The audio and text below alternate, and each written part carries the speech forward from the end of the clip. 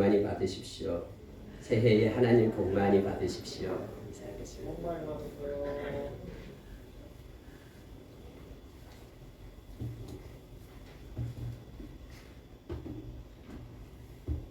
여러분, 오늘 읽은 말씀은 레위기서 26장을 마무리하는 내용으로 되어 있는데요. 회개에 대한 말씀입니다. 우리가 회개에 대해서는 많이 말을 들었죠. 그리고 회개가 뭔가에 대해서도 잘 알고 있습니다. 그런데 우리가 피상적으로는 그렇게 잘 알고 있지만 실제적으로 내가 회개한 사람인가 그렇지 않는가를 우리가 점검해 볼 수 있는 그런 기준이 있다라는 것에 대해서는 잘 모릅니다. 여러분, 우리가 정말로 회개하고 하나님께로 돌아왔다 그러면은 우리의 모습 속에 나타나는 것이 뭐냐면 바로 말씀 준행이 됩니다. 여러분 26장을 오늘 읽어보면은요, 가장 먼저는 말씀을 준행하는 자에게 주어지는 하나님의 복에 대해서 나오고 있습니다.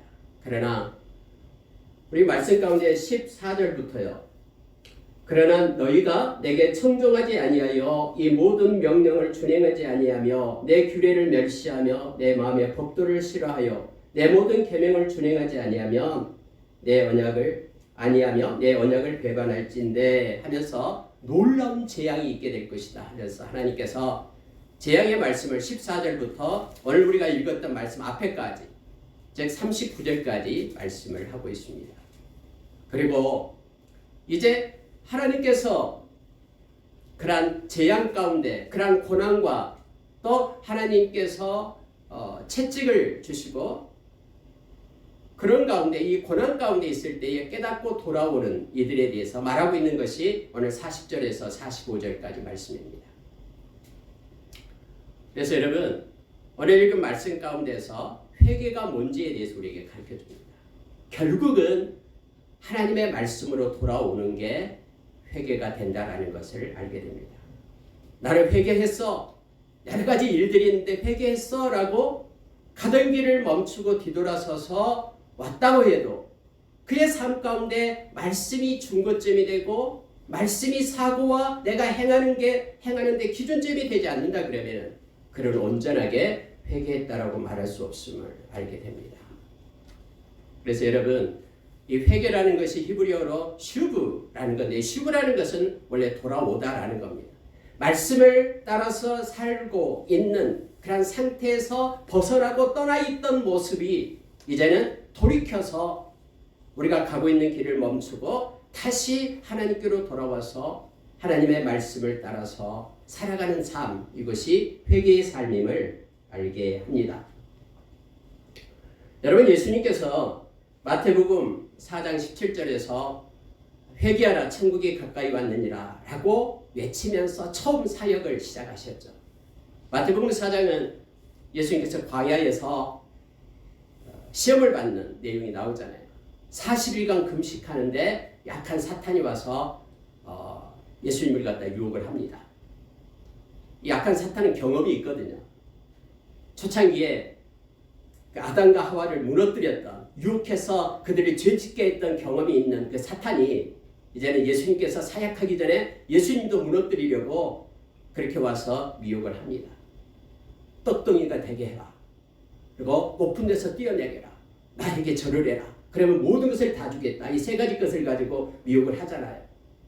근데 예수님은 그를 무찌를 수 있는 무너뜨리고 대적할 수 있는 충분한 권세와 능력이 있지만은 주님께서는 말씀으로 약한 자를 물리칩니다.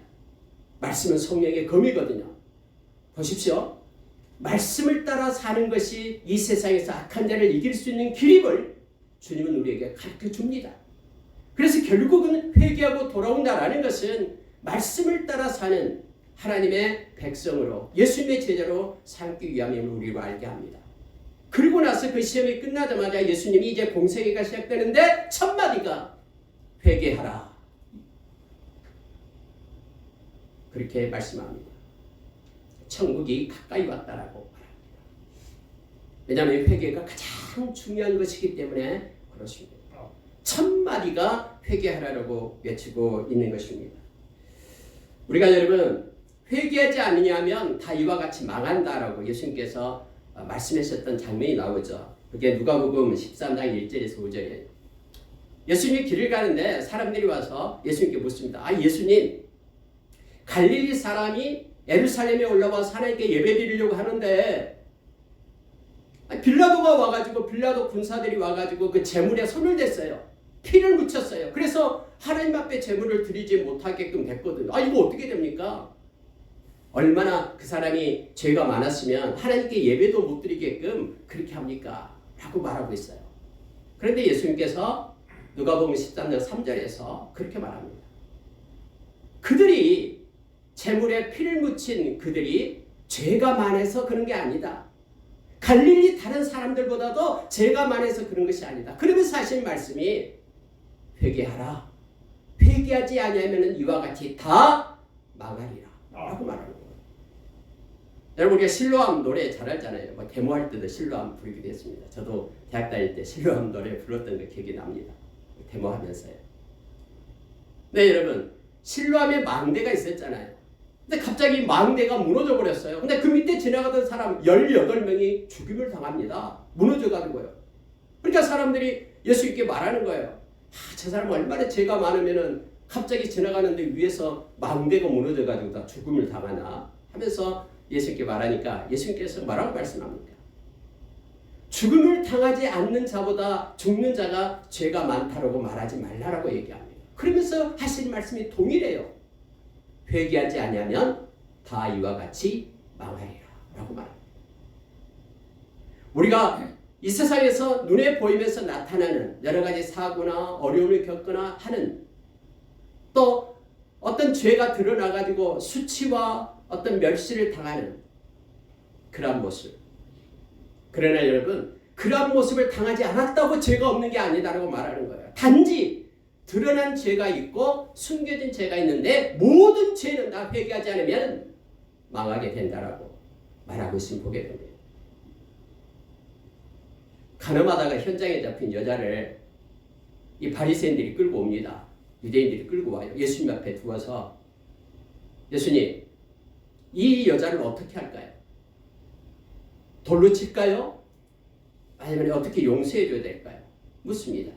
예수님이 아무 말씀도 안 하시고 땅에 앉으셔서 바닥에 글을 썼다고 말합니다. 그 무슨 글인지는 잘 모릅니다. 성경에 나와 있지 않기 때문에. 그러고 나서 예수님께서 돌을 들고 젊은 자나 늙은 분이나 다 모두가 다 돌을 들고 와서 이 여자를 돌로 쳐 죽이려고요. 모세 율법에는 돌로 쳐 죽으려 했습니다. 원래 모세 율법에는요, 이 간부와 음부 둘 다 돌로 쳐 죽이라고 했죠. 근데 이 간부는 어디 가버리고 음부만 끌고 온 거예요. 예수님을 시험에 빠뜨리게 하기 위해. 예수님께서 하시는 말씀이 뭡니까? 죄 없는 자가 먼저 돌로 치라라고 말합니다. 성경에 보면은 나이 든 사람부터 시작해서 젊은 사람까지 다 떠났다. 돌을 내려놓고 떠났다라고 말합니다. 그래서 그 여인밖에 남지 않으니까 예수님께서 나도 너를 정죄하지 않는다. 다시는 죄를 짓지 말라라고 말하죠. 이 여인은 그냥 드러난 죄인이에요. 그러나 돌을 내려놓고 간 모든 사람들은 숨겨진 죄인이에요. 어느 죄가 더 크다고 말할 수 없어요. 다 죄를 회개하지 않으면 망한다라고 주님은 말씀하고 있는 거예요. 그래서 여러분, 우리가 누가복음 24장 47절에 보면은요, 이 누가는 마지막에 예수님이 부활하시고 승천하기 전에 거기 있는 제자들에게 말씀을 합니다. 그런데 이런 말씀을 해요. 이 복음이 증거되는 곳곳마다 죄 사함을 넘는 회개가 증거될 것이다 라고 말합니다. 회개가 증거되지 않는 것은 복음이 없는 것입니다. 그래서 모든 열방 가운데 회개가 있어야 됨을 말합니다. 예수님께서 회개의 중요성을 말씀할 뿐더러 복음이 증거되는 곳곳에는 회개가 있습니다. 회개는 말씀으로 돌아와서 말씀을 준행하는 것이 회개임을 성경 우리에게 가르쳐주고 있습니다. 그런데 여러분, 이사야서 선지자의 말을 들어보면 이사야서 6장에 보면은 나와 있잖아요. 갑자기 하나님께서 이사야의 눈을 열어요. 환상을 열어줍니다. 막 하늘에 보좌가 보여요. 근데 여러분 거기서 이사야가 막 통곡을 하잖아요. 야, 나는 입술이 부정한 자다. 내가 부정한 내가 이 부정한 백성들 가운데 있는 것을 이제야 깨달았다. 그러니 이제는 나는 죽게 되었다. 하나님을 봤기 때문에. 이렇게 막 말하고 있죠. 입술이 부정하다라는 것은요. 원래 여러분 이사야가 선지자잖아요. 선지자는 백성에게 하나님의 말씀을 전하는 자잖아요. 그런데 하나님 말씀을 전하는 그가 그의 입술이 부정하다라는 거예요. 죄악으로 가득 찼다고 말합니다. 그런데 나도 역시 많은 사람들 이 백성들 죄악 가운데 함께 앉아있다라고 말하고 있는 거예요. 그런데 내가 어찌 하나님의 말씀을 증거하면서 눈을 열어 하나님의 환상을 봤기 때문에 하나님을 봤기 때문에 내가 어떻게 온전하냐 이제 내가 죽었다라고 얘기할 때 스랍이 나타나가지고요 천사가 하늘의 보좌에서 이 불로 달궈진 숯불 꺼내다가 입술을 갖다가 대잖아요. 입술 지지죠. 그러면서 너희의 죄가 정해졌다라고 말하는 장면이 나와요. 그런데 어떤 얘기가 나오냐면요. 하나님께서 그때 이렇게 말합니다. 내가 누구를 보내며 누가 우리를 위하여 갈꼬 라는 음성이 보좌로부터 들리는 거예요. 여러분 보십시오. 언제나요 이 보내고 파송하는 분은 하나님이십니다. 하나님이 보내신다라고 얘기합니다. 근데요 누가 우리를 위하여 갈꼬 우리를 이렇게 얘기해요. 아니 복수로 얘기하는 거예요. 우리를 하나님께서 누가 우리를 위하여 갈꼬라고 말합니다. 우리는 엘로힘 얘기하죠. 복수예요. 성부, 성자, 성령의 하나님을 삼일체 트리니티 하나님을 말씀하고 있는 거예요.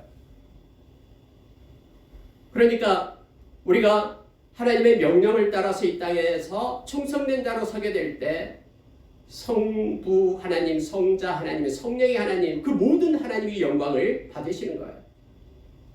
그때 여러분 이사야가 그렇게 말하잖아요. 내가 여기 있나이다 나를 보내소서. 내 입술에 부정하고 내가 죄인들 가운데 부정한 가운데 앉아있을 때는 나는 죽게 되었다고 말하는 그가 죄가 없어지고 사해졌을 때에 하나님의 일을 할 수 있는 자로 나를 보내소서라고 얘기합니다. 그때 하나님께서 나는 가라 부정한 자에게로 가라 이스라엘 백성들로 가서 이렇게 외치라라고 말합니다. 하나님께서 주신 말씀이 뭡니까? 눈이 있어도 보지 못할 것이고 귀가 있어도 듣지 못할 것이다. 그 말씀을 하고 있는 것을 보게 됩니다. 나는 백성에게 이르기를 너희가 듣기는 들어도 깨닫지 못할 것이요 보기는 보아도 알지 못하리라 하여 이 백성의 마음을 둔하게 하며 그들의 귀를 막히고 귀가 막히고 그들의 눈이 감기게 하라 하면서 이 말씀을 주고 보내는 거예요. 여러분 이 말씀이 무슨 말이에요? 신약에서도 계속해서 나오자는 이 말씀이에요.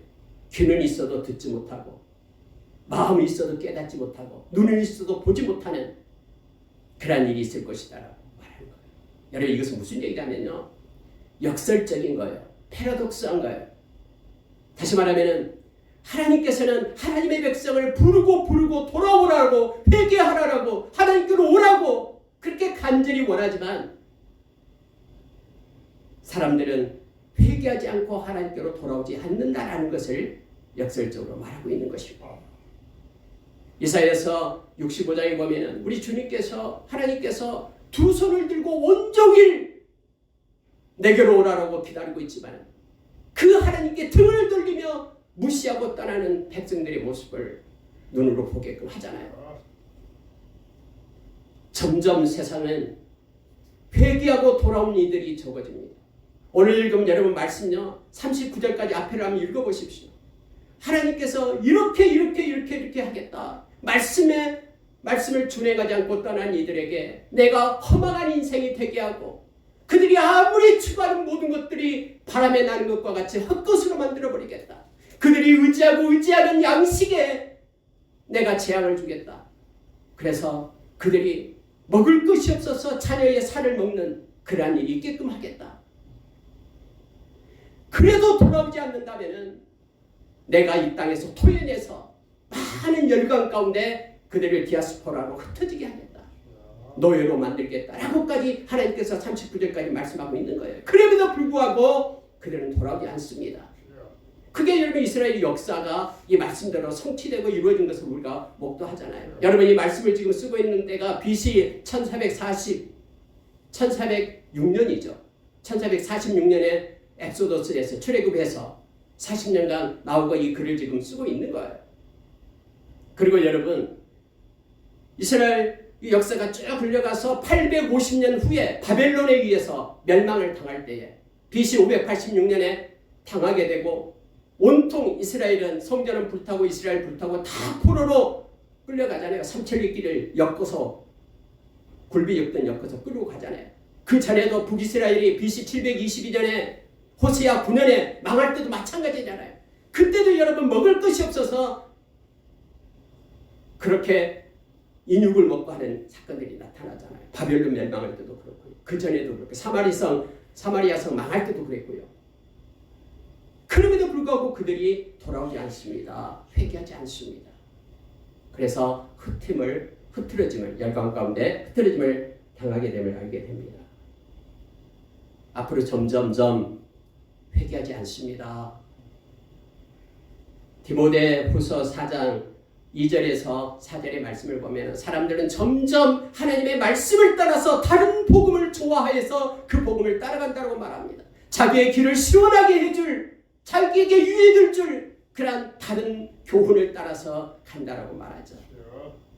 그러나 바울 사도는 디모데에게 그렇게 말합니다. 그러나 디모데 너는 전도인의 일을 해라.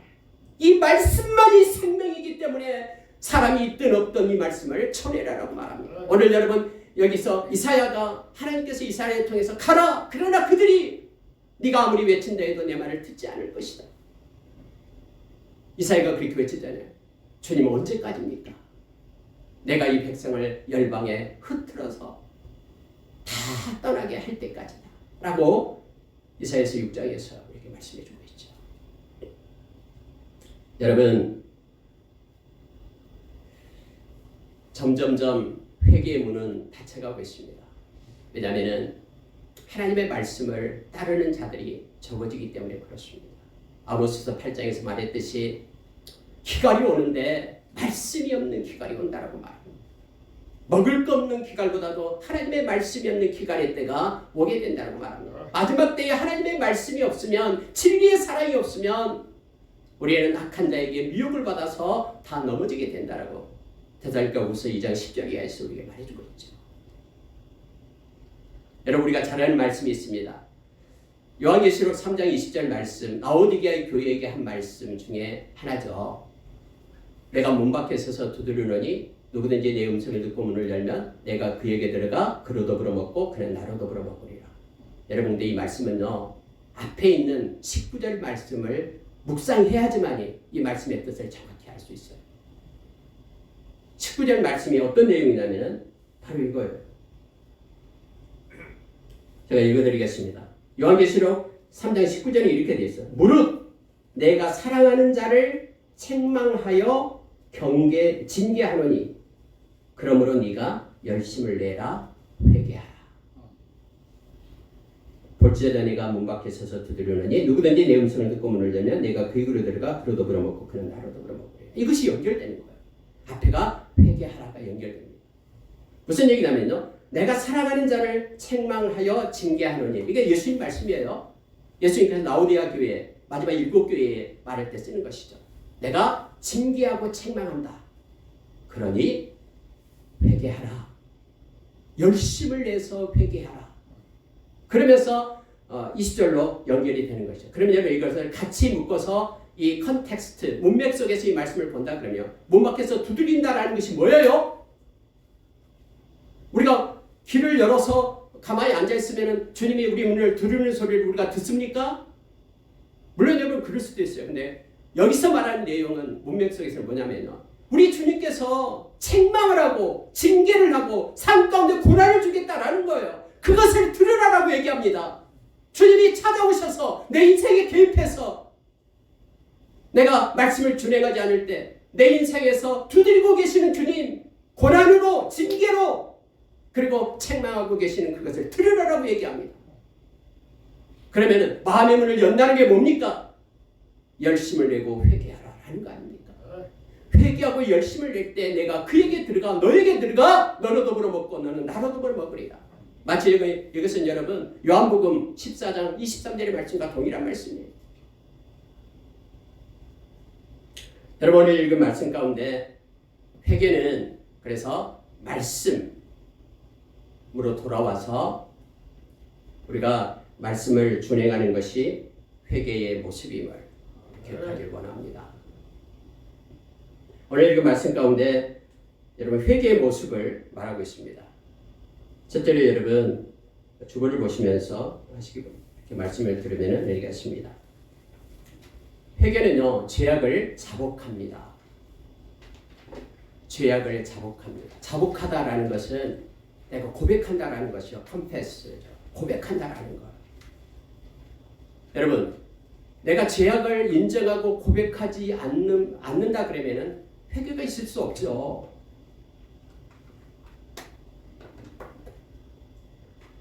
우리가 잘 아는 말씀 요한일서 1장 9절의 말씀을 우리는 너무나 잘 압니다.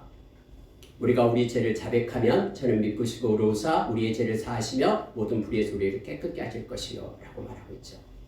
그럼 자백한다라는 것은요 어떤 내용이냐면은 바로 요한일서 1장 9절 위에 요한일서 1장 8절에 보면은 이렇게 말하고 있어요.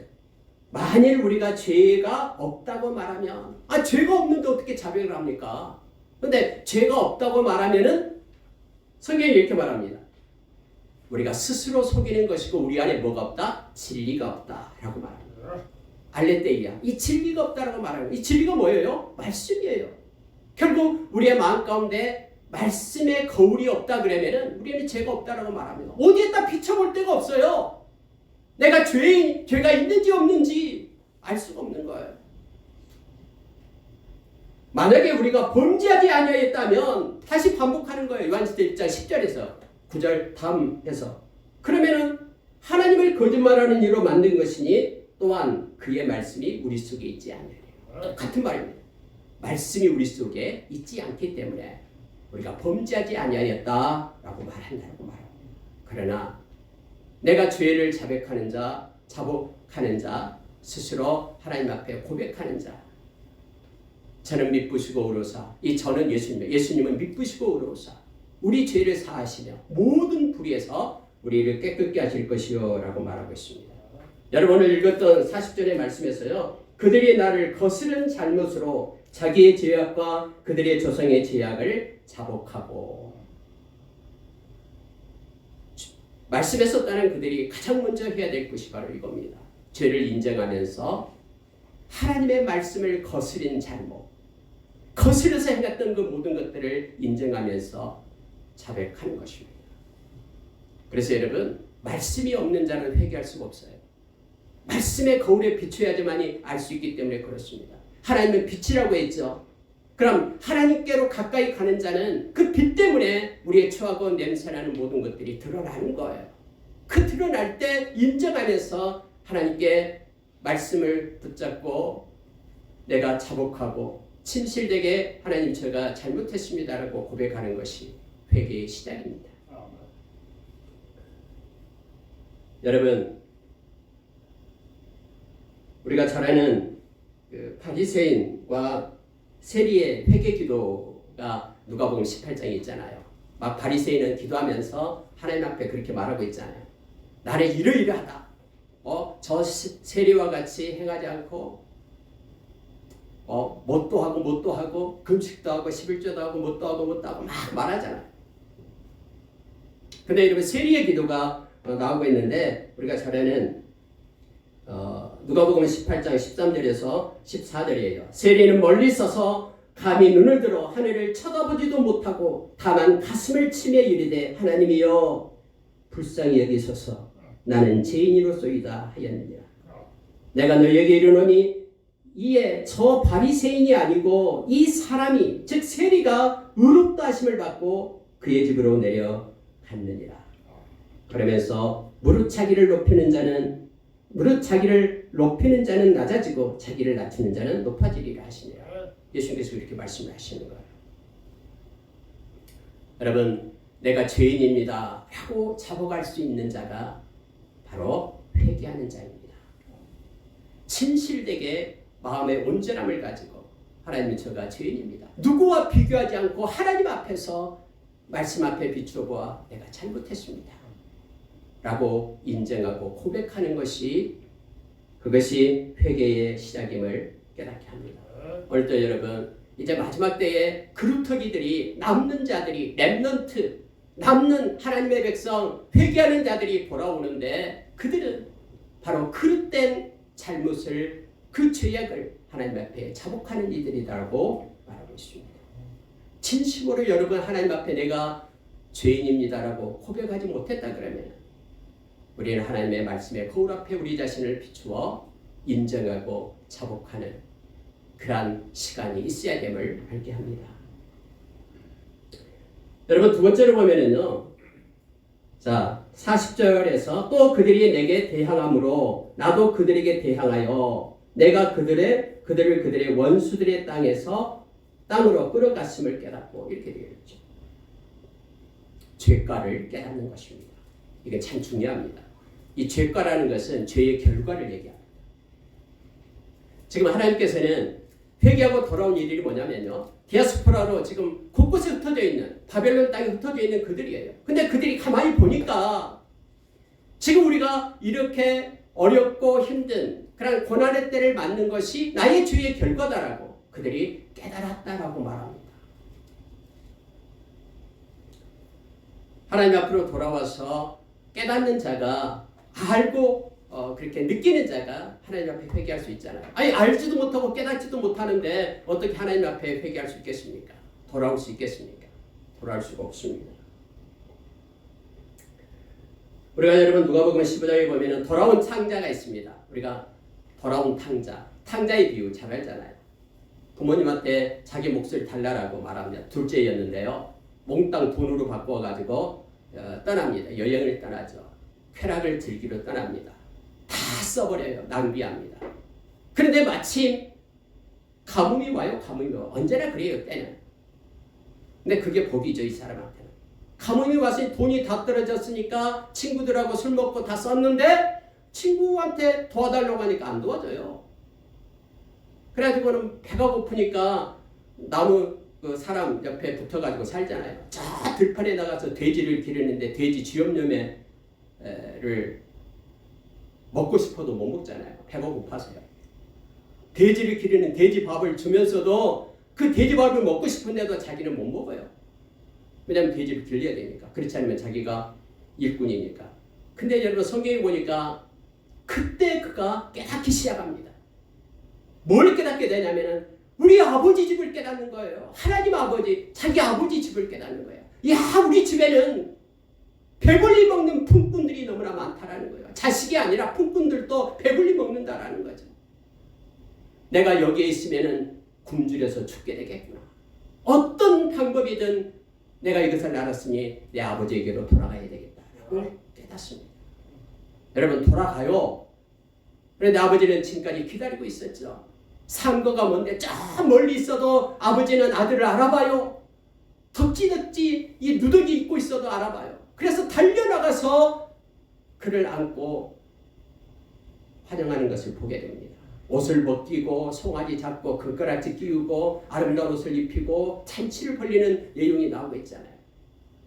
여러분 깨닫게 될 때 우리가 돌아갈 수 있습니다. 이게 회개예요. 그러나 깨달음이 없을 때는 거기서 그렇게 멸망에까지 이루고 죽게 되는 거. 회개는 깨달아야 됩니다. 그리고 주님께로 돌아와야 됩니다. 나타나는 현상을 보고 깨닫게 돼요. 만약에 여러분 우리가 죄를 엄청나게 지어요. 막 거짓을 행하고요. 불법을 행하고요. 탈세도 많이 하고 막 해서 막 부자가 돼요. 아니 그런데 하나도 안 들켜요. 사람들이 몰라요. 막 부가 쌓여요. 이 사람이 가장 불행한 사람이라는 거 알고 있죠. 그 사람은 깨닫고 돌아올 기회가 없어요. 영원히 하나님의 심판대 앞에서 그는 죄를 징계를 받게 될 것입니다. 그러나 내가 조금만 거짓말을 하고 뭔가 잘못하려면 하나님이 치셔요. 그걸 깨닫게 돼요. 그리고 눈물을 흘리며 하나님 앞에 돌아와요. 그 사람은 행복한 사람이에요. 왜냐하면 하나님이 깨닫게 해서 회개의 기회를 주시기 때문에 그런 것이죠. 여러분 그래서 죄가를 깨닫는 것은 너무너무나 중요합니다. 여러분, 이 탕자가 뭐라고 얘기하는지 압니까? 깨달을 때에 내가 하늘과 아버지께 죄를 지었습니다 라고 말하는 거예요. 죄를 깨달았다라는 거. 진심으로 내가 죄인임을 인정하고 깨닫는 자만이 하나님 앞에 회개할 수 있음을 성경은 말해주고 있습니다. 우리가 여러분 고난을 받고 징계를 받게 될 때 때로는 힘들잖아요. 상처기가 나고 그러면 아프잖아요.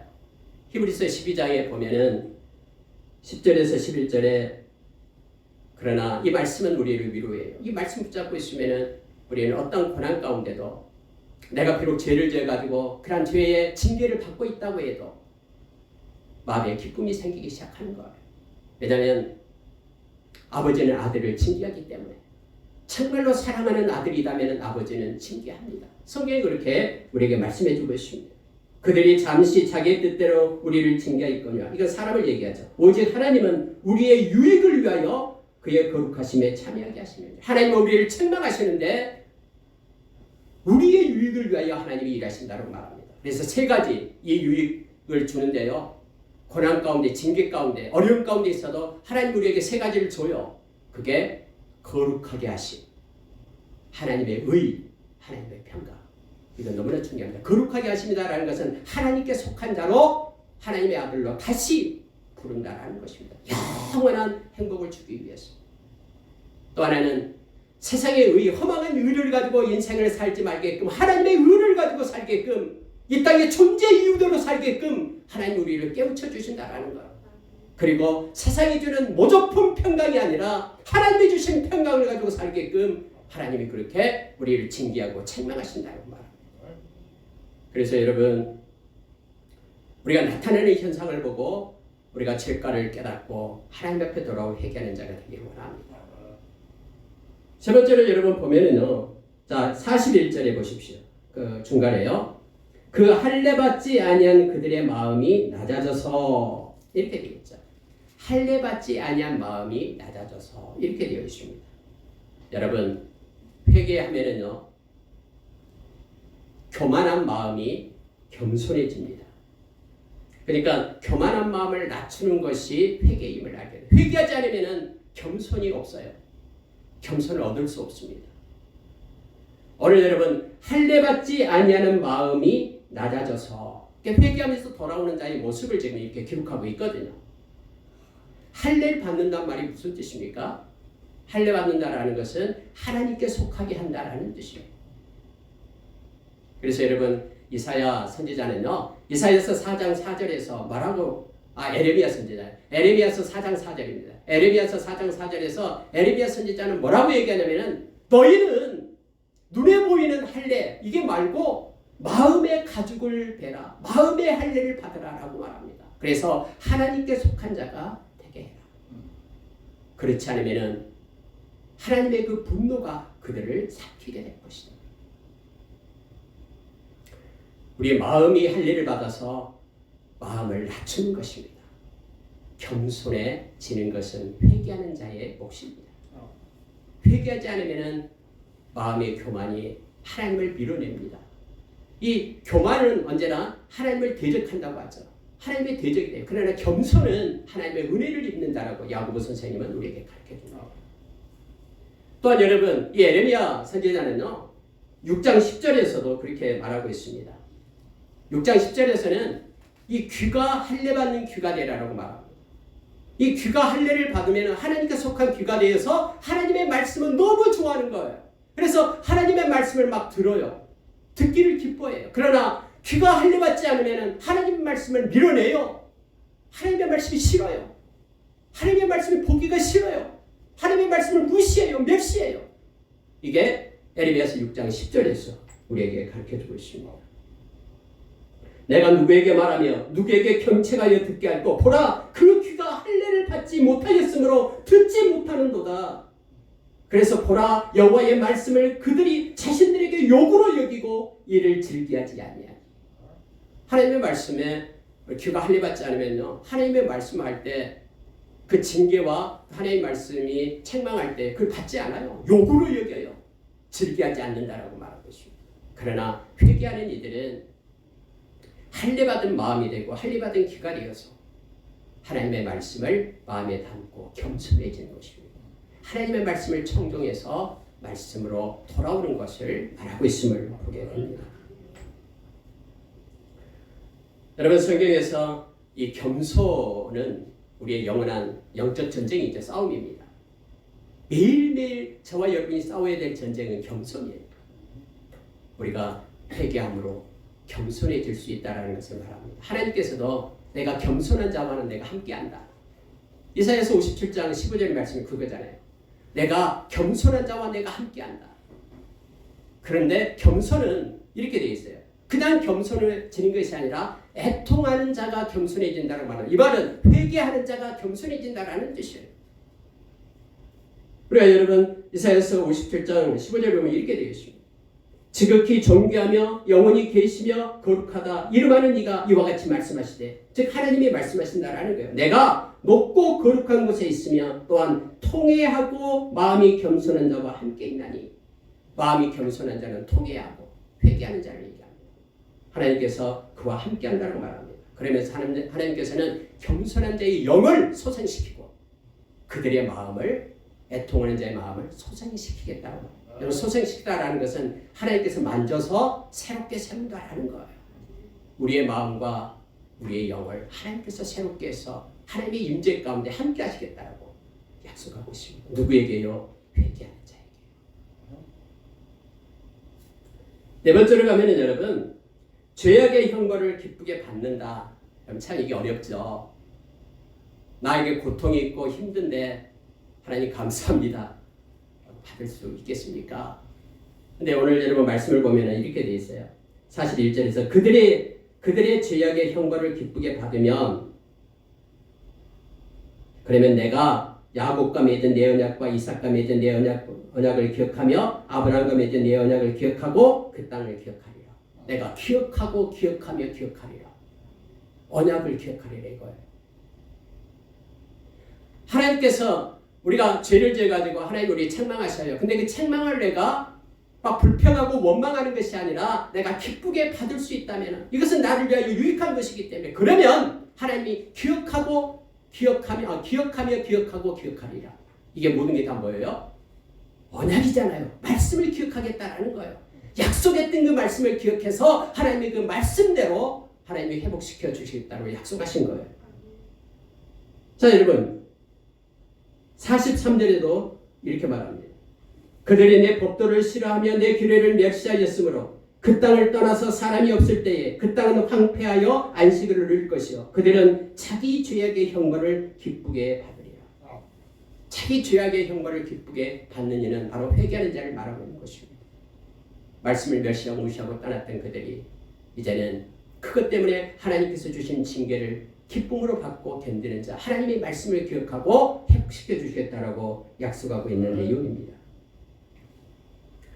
우리가 여러분 징계받을 때 때로는 기쁘지 않습니다. 힘듭니다. 또 때로는 불평하고 원망하고 낙심하는 경우가 있습니다. 그런데 성경은 우리에게 이렇게 말합니다. 내 아들아, 주의 징계하심을 경히 여기지 말며 그에게 꾸지람을 받을 때에 낙심하지 마라. 왜냐하면 하나님의 계획이 있다라는 거예요. 너희가 받은 고난은 잠깐이지만 그것 때문에 너희들이 온전해지고 강해지고 굳건해지고 저가 견고하게 되리라라고 베드로전서 5장 10절에서 우리에게 말씀해 주고 있잖아요. 잠시 고난, 모든 것이 합력하여 선을 이루시는 하나님께서 이것을 사용하신다고 말합니다. 그러니 하나님 앞에서 받은 고난을 내가 기쁘게 그 징계를 받을 것을 말하고 있습니다. 하나님은 사랑하신 자를 징계하시고 그가 받아들이는 아들마다 채찍질하십니다. 그래서 하나님은 우리를 그냥 망하게 채찍하고 망하게 하기 위하여 우리에게 벌을 주는 분이 아니에요. 우리로 하여금 유익하고 잘되게 하기 위하여 우리에게 그렇게 인도하시기 때문에 어떤 고난이 오더라도 우리가 그것을 감사로 받을 수 있는 우리가 되기를 원합니다. 여러분 실제로요, 이 고난은 두 가지일 때 고난이 옵니다. 우리가 잘못했을 때 하나님 우리를 징계하시기도 해요. 뿐만 아니라 우리가 선한 일을 하고 있을 때도 우리에게 고난이 옵니다. 성경이 그렇게 말해주고 있어요. 그러나 선한 일을 할 때 우리에게 오는 고난은 하나님의 삭이 있습니다. 물론 우리가 죄를 지어가지고 우리에게 받는 고난도 그것을 기쁘게 받으면서 하나님께 감사하며 나갈 때 하나님께서 오늘 회복시키고 거룩하심과 의와 평강을 열매를 맺게끔 하시죠. 그리고 선한 일을 행할 때 우리에게 고난이 올 때도 우리가 감사로 받을 때에 하나님은 그것을 사용해서 엄청난 영광을 우리에게 이루고 하나님의 뜻을 성취하심을 알게 하십니다. 마지막입니다, 여러분. 결국은 여러분 우리가 회개하면은요 말씀을 귀히 여기고 사랑하는 자가 됩니다. 이게 여러분 43절, 45절, 특히 44절을 보십시오. 그런즉 그들이 그들의 원수의 땅에 있을 때에 내가 그들을 내버리지 아니하며 미워하지 아니하며 아주 멸하지 아니하고 그들과 맺은 내 언약을 폐하지 아니하리니 나는 여호와 그들의 하나님이 됨이니라.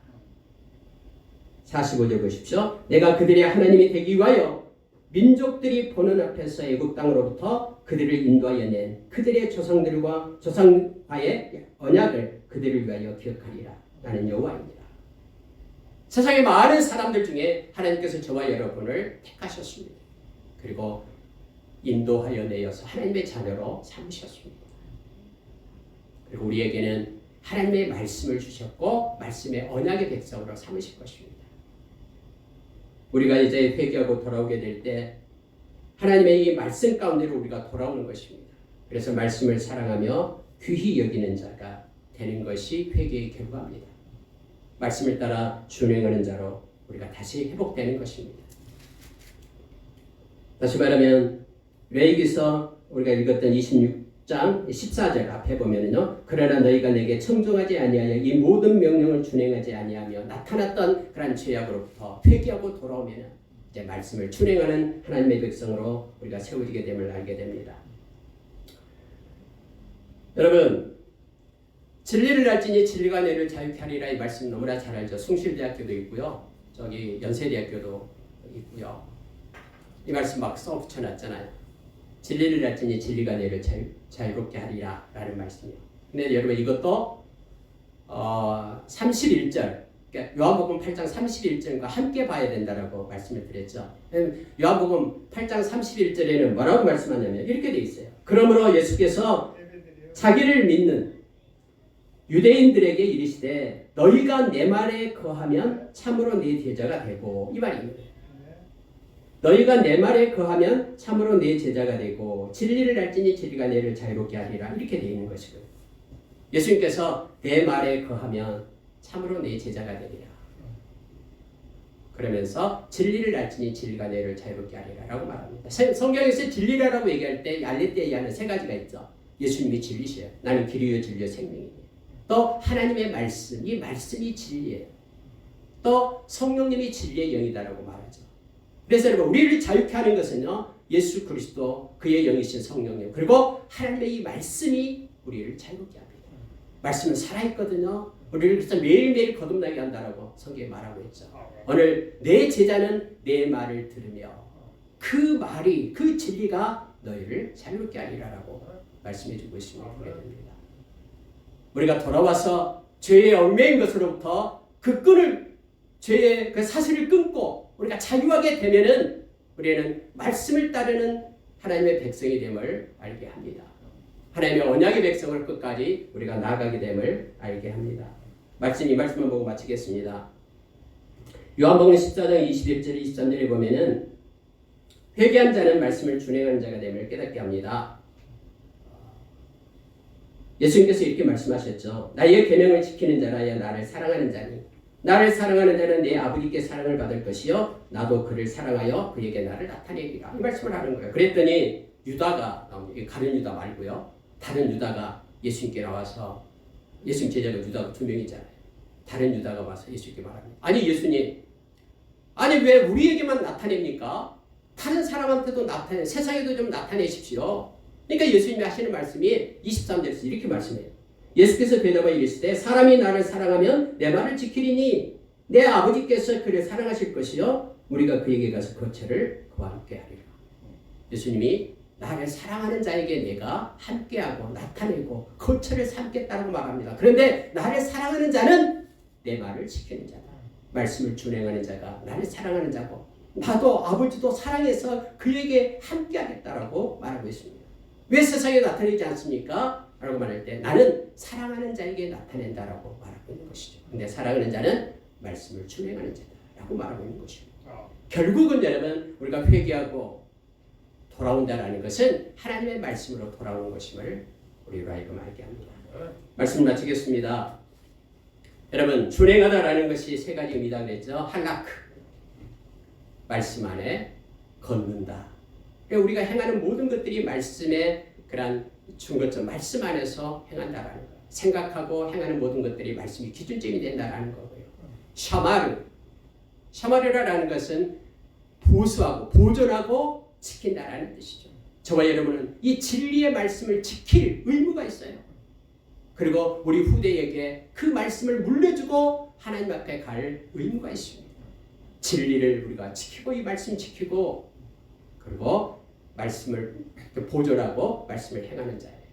그 다음에 아사라는 거죠. 그 말씀대로 우리의 실제 삶 가운데 행한다라는 뜻이죠. 이게 준행한다라는 거예요. 우리말은 준행한다지만 원어로는 세 가지를 써서 준행한다를 나타내고 있음을 보게 됩니다. 말씀 마치겠습니다. 여러분 제가 또 여러분이 모두가 다 하나님의 말씀의 거울에 비쳐 회개하고 하나님께로 돌아와 말씀의 그런 살아있는 말씀을 삶 가운데 나타내며 말씀이 성취됨을 목도하며 하나님의 그런 백성으로서 자녀로서 예수 그리스도의 제자로서 남은